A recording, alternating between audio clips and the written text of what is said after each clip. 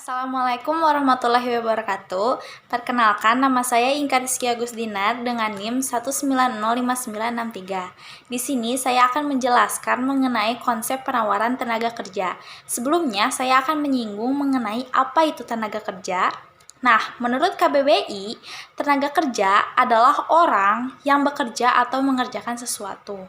Nah, adapun pengertian dari penawaran tenaga kerja adalah jumlah tenaga kerja yang dapat disediakan oleh pemilik tenaga kerja pada setiap kemungkinan upah dan waktu tertentu.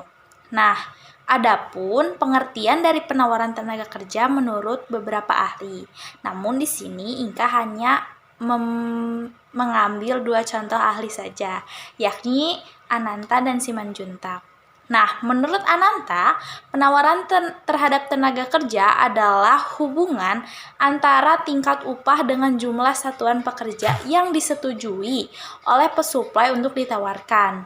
Nah, jumlah satuan pekerja yang ditawarkan ini tergantung dari beberapa faktor, yakni yang pertama, banyaknya jumlah penduduk. Yang kedua, persentase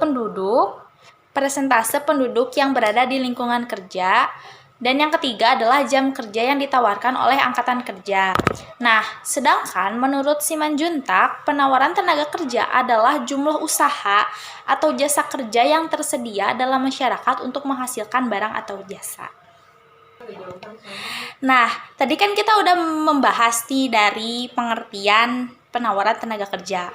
Nah, sekarang apa sih yang menyebabkan seseorang itu ingin bekerja? Nah, faktor utamanya atau faktor pada umumnya adalah yang pertama, tentunya orang tersebut memutuskan untuk bekerja adalah untuk memenuhi kebutuhan sehari-hari. Kenapa begitu? Karena seperti yang kita semua ketahui bahwa manusia itu memiliki kepuasan yang harus dipenuhi. Nah, oleh karenanya seseorang akan berusaha untuk mendapatkan kepuasan tersebut dengan cara bekerja. Nah, adapun dalam mencari pekerjaan tersebut, orang atau individu itu akan berusaha untuk mendapatkan tingkat upah dan harga yang sesuai dengan dirinya sendiri. Nah, hal ini berkaitan dengan sistem trade-off, di mana trade-off itu adalah situasi di mana seseorang diharuskan atau seseorang dapat memilih di antara dua atau lebih hal untuk mendapatkan sesuatu yang memiliki kualitas yang lebih baik dengan cara mengorbankan hal yang lainnya. Nah, penawaran tenaga kerja juga dapat muncul dari trade-off ini. Nah, trade-off dalam konteks penawaran tenaga kerja adalah waktu yang dimiliki oleh individu dan waktu luang yang dimiliki. Maksudnya waktu luang untuk bersantai-santai dan waktu luang untuk bekerja. Nah, hal ini dapat tercermin dalam kurva penawaran tenaga kerja, di mana kurva ini menunjukkan bagaimana keputusan para individu untuk memilih atau mengenai trade-off tersebut antara jam kerja dan waktu luang yang mereka miliki.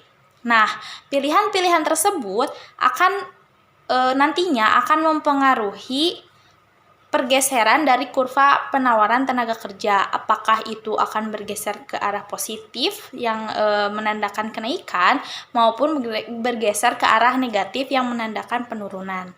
Nah, selanjutnya Inka akan sedikit menyinggung mengenai faktor-faktor apa saja yang mempengaruhi dari penawaran tenaga kerja. Yang akan Inka bahas adalah faktor vitalnya. Faktor vitalnya itu ada dua, yakni upah dan jam kerja.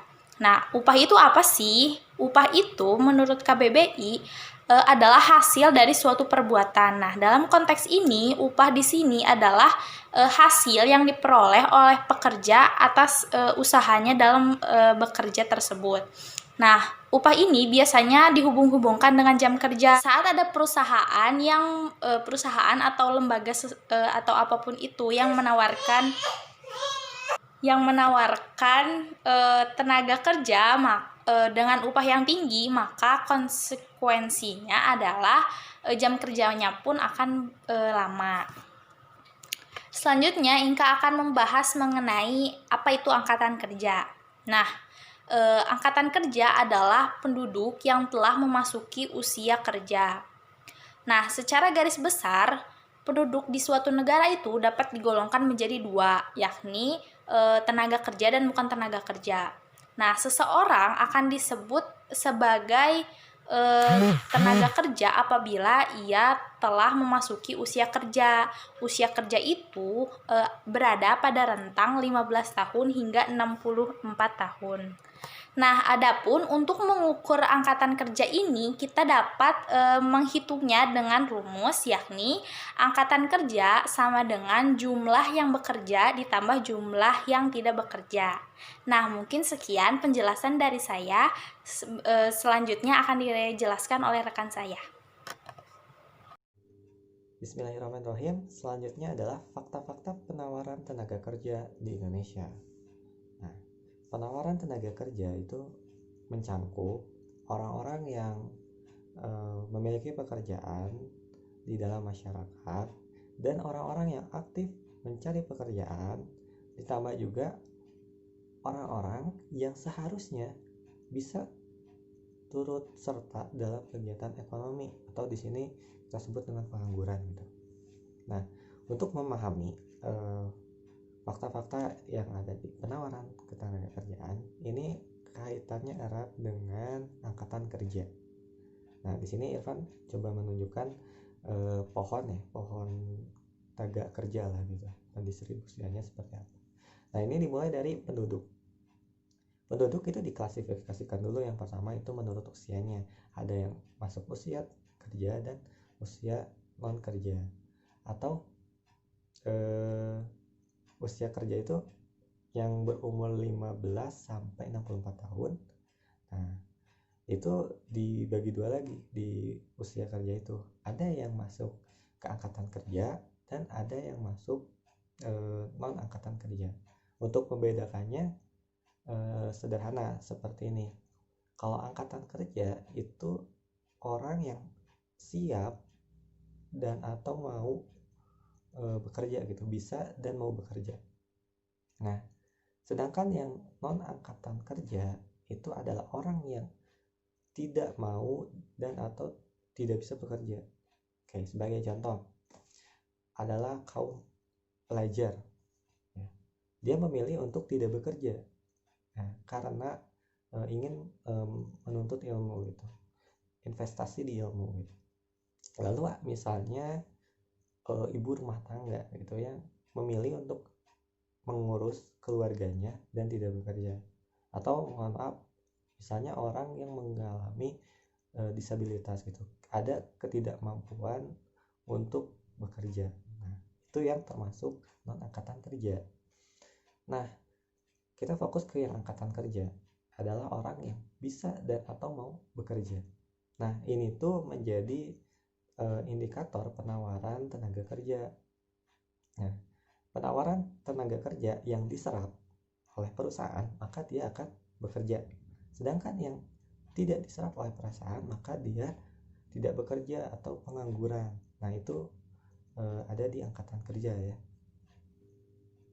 Selanjutnya adalah fakta bahwa penawaran tenaga kerja di Indonesia itu terus bertambah. Hal ini disebabkan oleh yang pertama adalah upah. Dalam teori ekonomi neoklasik menyatakan bahwa apabila upah bertambah, maka penawaran tenaga kerja pun akan bertambah. Hal ini make sense ketika ada orang yang sudah bekerja ditawarkan dengan pekerjaan dengan gaji lebih tinggi. Itu akan cenderung berpindah ke pekerjaan yang gajinya lebih tinggi, sehingga pekerjaan yang sebelumnya itu menjadi kosong dan diisi oleh orang-orang yang sebelumnya tidak bekerja gitu. Nah, yang kedua adalah tingkat penduduk, tingkat pertumbuhan penduduk. Ketika pertumbuhan penduduk meningkat, maka angkatan kerja pun akan meningkat. Nah, ketika angkatan kerja meningkat, itu otomatis penawaran tenaga kerja pun akan meningkat. Nah, yang ketiga adalah keadaan ekonomi. Keadaan ekonomi yang mendesak menyebabkan seseorang membutuhkan pekerjaan untuk memenuhi kebutuhan hidupnya. Nah ini karena Irfan dulu SMK ya, banyak teman-teman Irfan juga yang memilih gitu untuk langsung bekerja aja deh, karena salah satu faktornya itu keadaan perekonomian gitu. Nah yang keempat adalah tren di masyarakat dulu itu kan bagi wanita itu di rumah gitu ya, cenderung di rumah dan mengurusi anak misalnya. Namun tren sekarang itu perempuan itu banyak ya super mom gitu yang sama juga bekerja gitu. Nah, itu tren di masyarakat mempengaruhi penawaran tenaga kerja gitu. Selanjutnya adalah permasalahan tenaga kerja di Indonesia. Permasalahan tenaga kerja di Indonesia yang pertama adalah banyaknya penawaran tenaga kerja yang tidak diimbangi dengan tersedianya lapangan pekerjaan. Hal ini disebabkan salah satunya karena pertumbuhan penduduk yang banyak tadi, sehingga tenaga kerjanya juga banyak tidak tertampung. Juga kesulitannya akses informasi terhadap lapangan pekerjaan yang tersedia. Yang kedua adalah kualitas pendidikan tenaga kerja. Banyak perusahaan yang menyeleksi tenaga kerjanya, nah ya dari pendidikannya. Sedangkan tenaga kerja di Indonesia tidak semuanya memiliki kesempatan mengakses pendidikan dan disebabkan biaya yang tidak terjangkau misalnya. Ya misalnya di Indonesia bagian timur itu akses pendidikannya masih kurang gitu.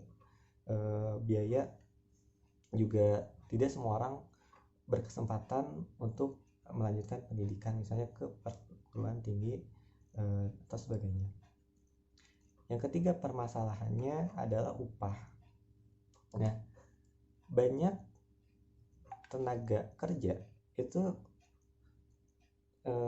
sudah siap bekerja dan mau bekerja, namun karena upahnya tidak sesuai harapan, karena upah itu menjadi salah satu motivasi orang tuh mau bekerja. Kan ada ya kasus lulusan universitas terkenal gitu ya, diupah misalnya 8 juta gitu. 8 juta tuh ditolak gitu karena merasa ini tidak cukup gitu untuk saya, ini tidak sesuai dengan upah ini tidak sesuai dengan kemampuan saya yang sebenarnya bisa lebih dari upah tersebut. Nah salah satunya itu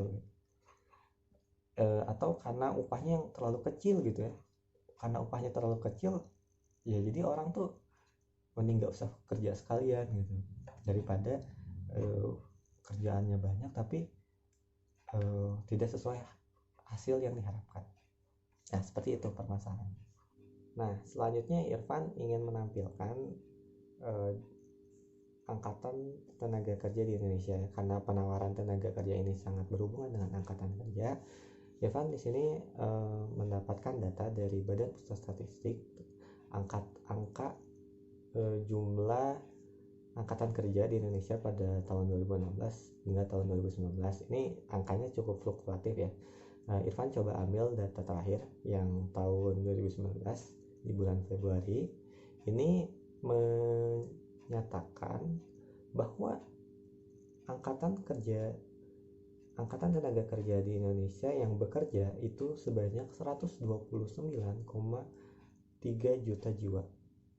Sedangkan untuk yang tidak bekerjanya itu sekitar 6,8 juta jiwa. Sehingga tingkat pengangguran terbukanya sebesar 5,01%. Artinya dalam data ini sebanyak 5,01% itu orang ada pengangguran dari total angkatan tenaga kerja. Jadi dapat disimpulkan ya bahwa penawaran tenaga kerja di Indonesia ini belum maksimal gitu tersalurkan gitu. Masih terdapat orang yang mengalami pengangguran, tidak dapat bekerja. Perkenalkan, nama saya Fitriana Rizkia Suhendar dengan NIM 1908757. Di sini saya akan menjelaskan mengenai preferensi pekerjaan. Menurut Kamus Besar Bahasa Indonesia, preferensi adalah pilihan, kecenderungan, minat, atau kesukaan. Preferensi juga dapat diartikan sebagai kecenderungan seseorang untuk memilih sesuatu yang disukai daripada yang lain. Preferensi ini bersifat individu, dan preferensi juga memiliki makna pilihan atau memilih. Selanjutnya, definisi pekerjaan. Pekerjaan adalah segala aktivitas yang dilakukan oleh manusia, baik secara individu maupun berkelompok, untuk memenuhi kebutuhan hidupnya dan keberlangsungan hidupnya.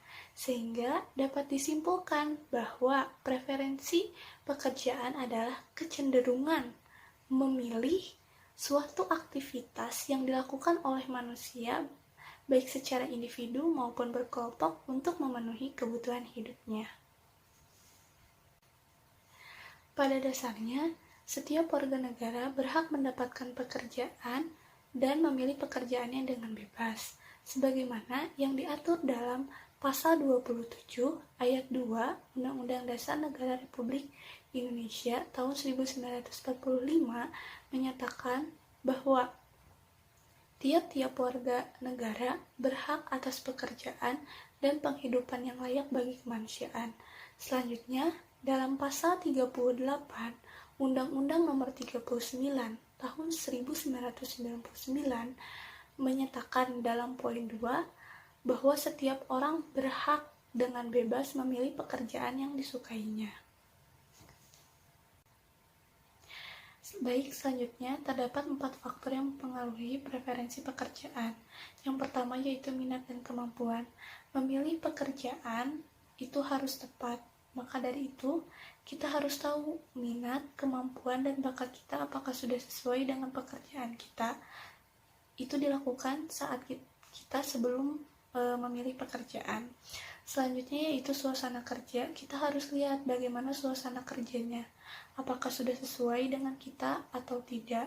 Selanjutnya gaji. Gaji merupakan faktor penting yang harus diperhatikan saat kita memilih pekerjaan. Lalu selanjutnya stabilitas pekerjaan. Setelah kita sudah cinta dengan pekerjaan kita, gajinya pun sudah pas, tetapi jika industrinya tidak memiliki stabilitas, maka itu akan percuma saja gitu. Jadi kita harus perhatikan stabilitas perusahaan yang akan kita pilih. Mungkin sekian dari saya. Wassalamualaikum warahmatullahi wabarakatuh.